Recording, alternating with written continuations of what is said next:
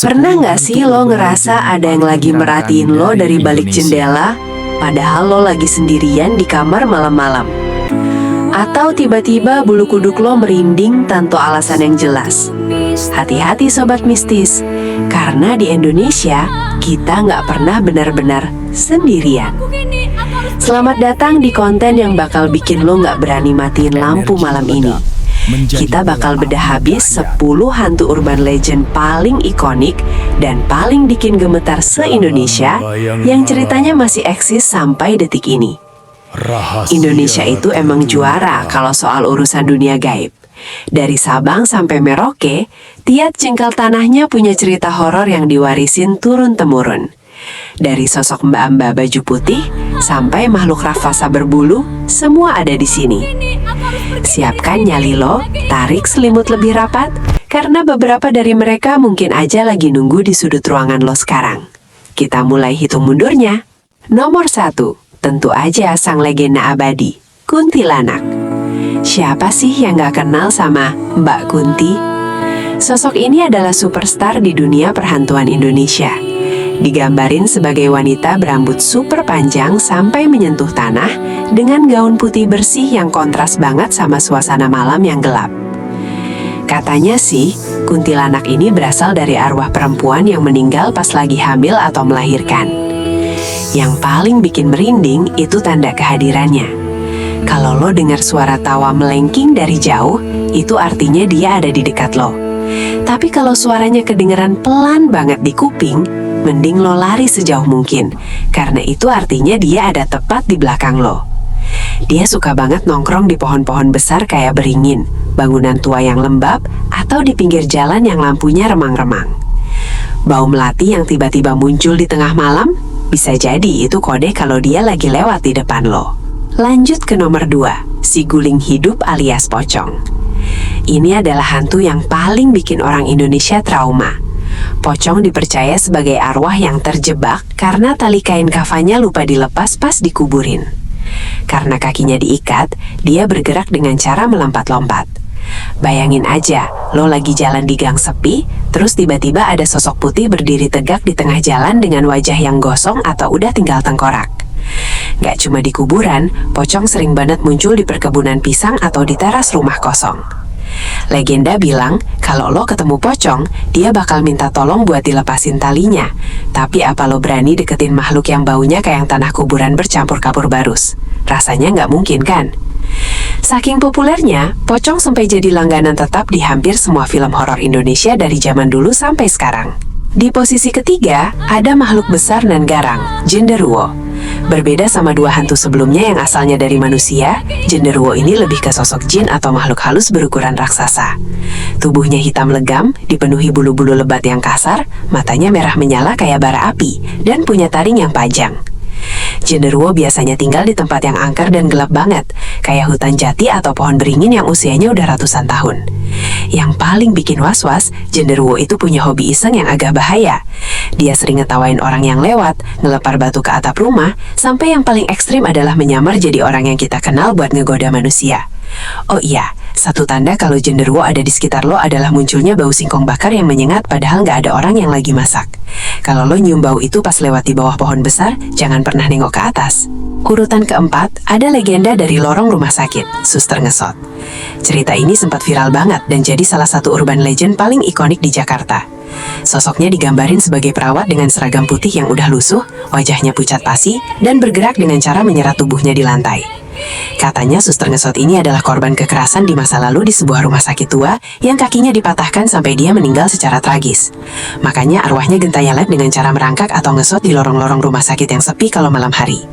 Bayangin lo lagi jaga pasien di rumah sakit tua, terus dengar suara serak, serak dari arah lorong yang gelap. Pas lo intip, ada bayangan putih yang lagi nyeret kakinya pelan-pelan ke arah lo. Duh, auto merinding sekujur tubuh. Kita pindah ke tanah Sumatera. Di nomor 5 ada Palasik. Kalau yang satu ini benar-benar mimpi buruk buat ibu hamil dan bayi. Palasik bukan hantu biasa, tapi sebenarnya manusia yang lagi mempraktikkan ilmu hitam buat dapat keabadian atau kekuatan. Di malam hari, kepala Palasik bakal lepas dari badannya dan terbang keliling kemukiman dengan organ tubuh yang masih menggantung di bawah lehernya. Ngerinya lagi, Palasik ini makanannya adalah energi dari bayi yang masih di dalam kandungan atau bayi yang baru lahir. Di beberapa daerah di Sumatera Barat, masyarakat masih sering masang penangkal kayak gunting atau bawang putih di dekat bayi supaya nggak diganggu sama Palasik. Bentuk visualnya yang cuma kepala terbang dengan usus yang terurai benar-benar jadi salah satu pemandangan paling menjijikan sekaligus menakutkan dalam sejarah urban legend Indonesia. Mirip dengan Palasik, di urutan ke-6 ada Kuyang dari tanah Kalimantan. Secara visual, Kuyang emang hampir sama dengan Palasik, yaitu kepala terbang dengan organ dalam yang menggantung. Tapi Kuyang punya latar belakang cerita yang beda. Konon Kuyang adalah wanita yang pengen punya kecantikan abadi dan awet muda dengan cara menghisap darah bayi atau darah sisa persalinan.